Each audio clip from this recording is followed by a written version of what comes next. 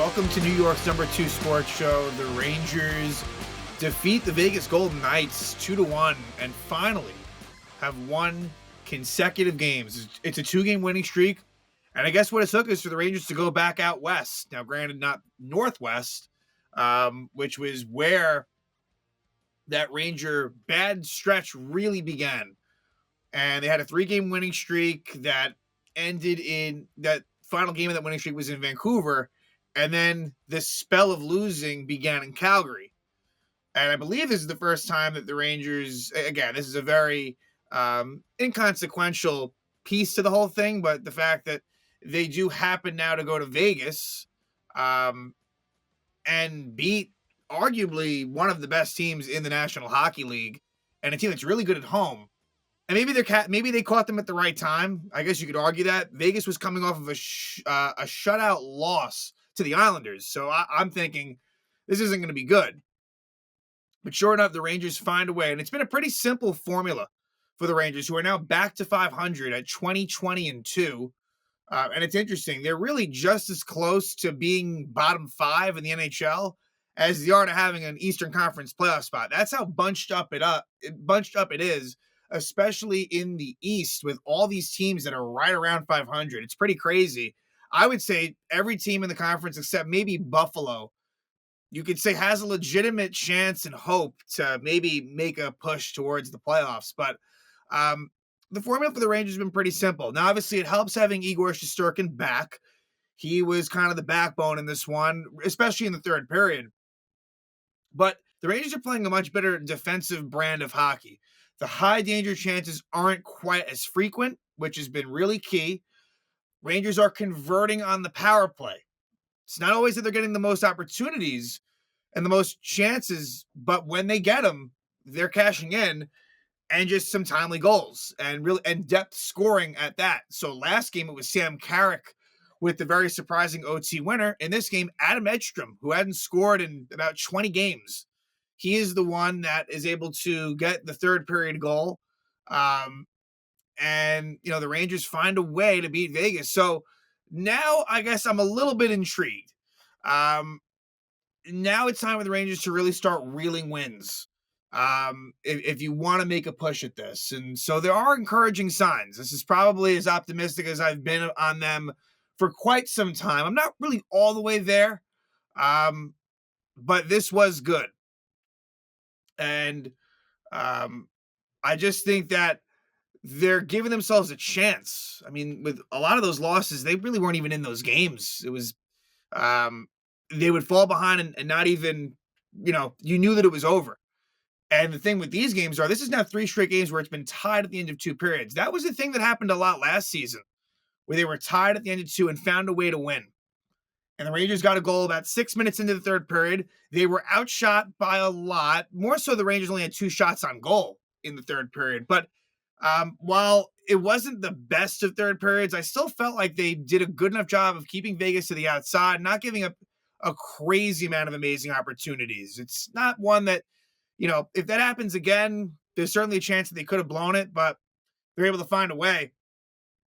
And it just, I think that for the Rangers, confidence is a real key with this team. And it's kind of scary how much it can fluctuate in one direction or the other. But now it just seems like they've found something that is working. And look, that Colorado game next is another big one and another tough test against an Avalanche team that, similar to Vegas, they happen to be also coming off of a game where they were shut out to Winnipeg. So no shame in that at Winnipeg as well. It's a little different than that Vegas loss that they were coming off of, but it's tough with the altitude.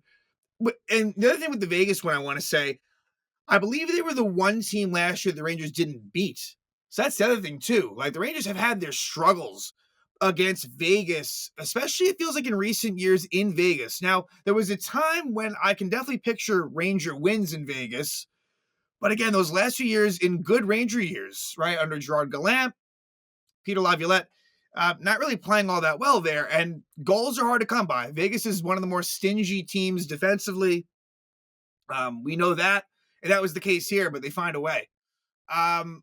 Let's talk lineup. So again, obviously Igor settled back in, playing again, and I think you're going to see him in there for at least the next 2 to 3 games is going to be Shesterkin. I think that it's going to be a pretty heavy workload for Igor as long as he can handle it. And I think he's no worse for wear after probably dealing with what I would guess would be a concussion, which is why he was out for about 4 games. Defense stays the same. Zach Jones continues to be a healthy scratch, and as frustrating as that is, and really, it's kind of a Ryan Lindgren conversation, but not one I want to have right now as far as like the unfairness. That all said, you're starting to see now, and we can easily be prisoners of the moment. I admit that. Definitely. But like where Jacob Trouba being gone and Will Borgen kind of taking that spot is really paying dividends in a big way, because you can't tell me like when Trouba, at least for me, when Trouba was on this team, I was worried. When he's on the ice, it's like something bad is very likely to happen. And it's not to say that Will Borgen is the perfect player at all. He's not, but it just seems like he's getting more and more comfortable. And lately, that Miller Borgen pair has been eating up some really big minutes.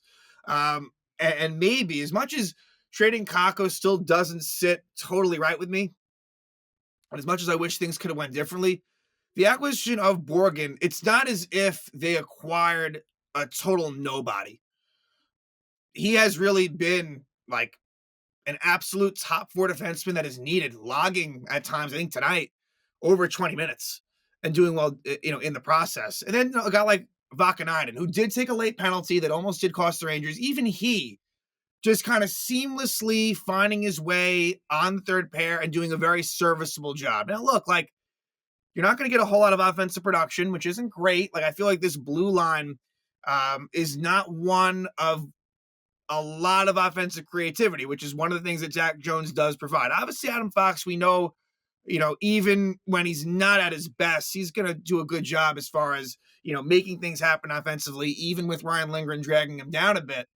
But it is good to see that this team, and I think it's got to be a bread and butter thing. The formula for this Ranger squad is good defense. They're going to need it because I think scoring goals, especially even strength, it's going to be hard for this team. Really is going to be. And the good thing is the power play has been getting the job done. Forwards, let's discuss that. And that's kind of where there's more moving parts. Defense has really been the same for a while now. For the forwards, a couple of things that we need to discuss. So there's a transaction that's made, and Brett Berard is sent down. And I could kind of see it coming. There's definitely a lot of things he needs to work on. I hope we see him again soon, because I do think that he is someone that can be an effective player in this league. I'm okay with him being sent down. I think, you could have gone in different directions, but that does happen. And the Rangers called up Bo Grew, who is someone that made it pretty deep into training camp. He was a healthy scratch in this game. He didn't play against the Vegas Golden Knights, but he has had a pretty good season with Hartford, was with the Anaheim Ducks organization, and the Rangers signed him in the offseason. I don't know if he'll even, look, we may not even see him play, right? It may just be a situation where if someone gets hurt, especially a center, because it's more center depth. So what ends up happening is essentially Jimmy Vesey takes the spot of Berard in the lineup, and they did a little bit of switching things around. I should also mention Philip Hedl. I think he's close. I do think that Hedl may play one of these games against Colorado or Utah before the trip is over, or maybe they wait till they get back. Kreider, I'm a little less sure on Kreider, but Hedl, I don't see this as a long-term thing. But they made a switch to the bottom 6, which was interesting. We've seen Sam Carrick and Adam Edstrom together all season long, basically. If the bottom 6 has had one thing that's consistent, it's those two. Edstrom on the left wing, Carrick center, fourth line. They switch it up a little bit, and it's kind of funny that Edstrom scores without Carrick. So the third line was, in essence, Vesey, Carrick, and Kaliev, and the fourth line was Brodzinski centering Edstrom and Rempe, which they end up scoring a goal. So there's a clear delineation between top 6 and bottom 6, and that's very much true. When Hedl's out of the lineup, it's just very apparent, right? Where that Trocheck and Zibanejad are the top 2 centers. And in this case, Carrick and Bradzinski are the bottom two centers, but they get the job done. But I did think it was interesting they made those changes, and I thought Kaliev was more noticeable. There's a lot that needs to be improved, but just if you're going to keep expectations low, I thought this game he was made some plays. Was battling along the boards. I was fine with what he provided in this one. But yeah, that fourth line didn't really get much ice time, maybe 6-7 minutes or so a piece between those three. Also, part of that is Edstrom blocks a shot early in the first period. And so he missed a lot of the first. Blocks a shot, leaves the game, but returns to the second period. So it's kind of his night, kind of had some twists and turns, but ends up being a pretty good one. But let's discuss this one. I mean, we already have, but we'll do it, sort of period by period. And it would be Ilya Samsonov in net for Vegas, who's been very good. And I think he was 8-0 in his last 8 starts against Igor Shesterkin, who's coming off of that win against the Devils. And these last 2 games have been really, again, pretty good defensively, considering the quality of opponent. Look, Igor was definitely, Igor had to make bigger saves late in this one against Vegas. Not to say he didn't against the Devils, but that feel like, to me, the big saves that Igor made against them felt like maybe they were more in the second period. This was in the third. So, the Rangers start was good. And that's been a thing for the most part, and not all the times. It's because to me, a lot of the Rangers' good games lately have been third periods that have been the best. But remember, for a long time, the starts were awful. That has mostly changed. And the first period in this game was definitely the Rangers' best. They'd come away tied out of it. They outshot Vegas 12-6 in the first period. But just a really strong road opening frame for them. And some chances on both sides. There were no penalties taken in this first period, but I just thought that the territorial edge was Rangers for sure. The puck was in Vegas' zone for a lot of this period. And we go to the second. Oh yeah, I'm trying to think if there was anything substantial that came out of the first period. Nothing's really coming to mind. I guess, again, in looking at some of the, Riley Smith, I guess I'll give just some observations to certain players. Smith, this was his first game. I believe this was his first game back in Vegas since he won the Stanley Cup. So I guess that tells me that last season as a Penguin, either, I don't know, he must have been hurt or something, because I'm pretty sure this was his first game back. So important for him. He was a really good Vegas Golden Knight, and I thought he was very noticeable. It wasn't all great. Some decision-making wasn't great. I believe he took a penalty as well, but certainly he was active, if nothing else. Zibanejad, see, that's where I want to bring up Kreider. Zibanejad, and look, he makes some mistakes as well, there's no doubt, but he looks way better. And this is what I've been saying, especially with this iteration of Kreider, you got to have them separate. And I'll say this, though. I kind of was more thinking of it in the way for both of them, but I was more thinking, okay, maybe having Kreider away from Zibanejad will do Kreider some good. But what I'm seeing now is, and I don't want to pile on Kreider, I don't, but Zibanejad is really looking just exponentially better without Chris Kreider. I think there's some validity to that. I really do. Again, especially with the Chris Kreider that we've seen this season. I can generalize it because this is something that I've been calling for even prior to the season, but it's been good. And I've been saying as well, Zibanejad and Smith, they seem to have good chemistry. Will Cooley's has been on the left side lately with them. And that makes sense that Cooley deserves top 6 minutes. And so, he played 18:05. Will Cooley is definitely, he has the trust of Peter Laviolette. No doubt about that. For, a player that's young like Cooley, that's a very good sign. Despite the fact that I think Cooley has had better points in the season. He has not been amazing lately, but still, this is a good hockey player. And then lastly, before we get back into, the play-by-play, Trocheck line was okay in this game. I think the best thing I can say about them is that they were pretty responsible defensively. It didn't create a whole lot on the offensive side, but, I noticed some hustle from Lafreniere getting back in certain spots.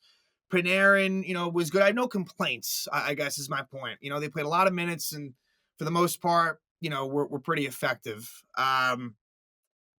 So yeah, second period, some things start to happen, and in the ways of penalties, and the Rangers and Vegas take advantage of these. Vincent Trocheck is called for holding the stick of Tomas Hertl. Pretty weak call. Pretty, especially since there had been nothing called to that point. Pretty weak. And Vegas scores at 6:16. So right away, they win a faceoff. Zibanejad loses it. Vegas wins, and it's Mark Stone, the Vegas captain, with his 12th goal of the season, assisted by Eichel and Hertl. This is crazy. Jack Eichel, 43 assists. That is insane. I mean, that almost feels like that has to be a typo. 43. That is nuts. I mean, for reference, Artemi Panarin, who is, having a very good season, has 28 assists. Jack Eichel, 43. That's nuts. Anyway, Stone is just too open in front, and he takes it to the net towards Igor, and Braden Schneider, who had ups and downs in this game. I feel like I feel like that Vakanainen and Schneider pair, you can do a lot worse, but also they've had their moments that hasn't been totally ideal. I still think that Schneider's getting a little bit of a raw deal on the third pair, but Borgen deserves to be playing where he is. So it's kind of the way that right side is a bit stronger than the left side. But Schneider was trying to do the right thing, but in trying to poke the puck away, it ends up going in the net. So it deflects off of Schneider's stick and in, goal for Mark Stone, and gives the Golden Knights a 1-0 lead. Then the Rangers got in what I felt like was a little bit of a makeup call. I didn't think either call was great. Keegan Colasar at 8:30 trips Keandre Miller. Kind of stuck his leg out maybe a little bit. I don't know. I let's just put it this way. I wasn't surprised when it was called for the fact that the Trocheck one was kind of weak. And this one wasn't as quick for the Rangers, but eventually it happens.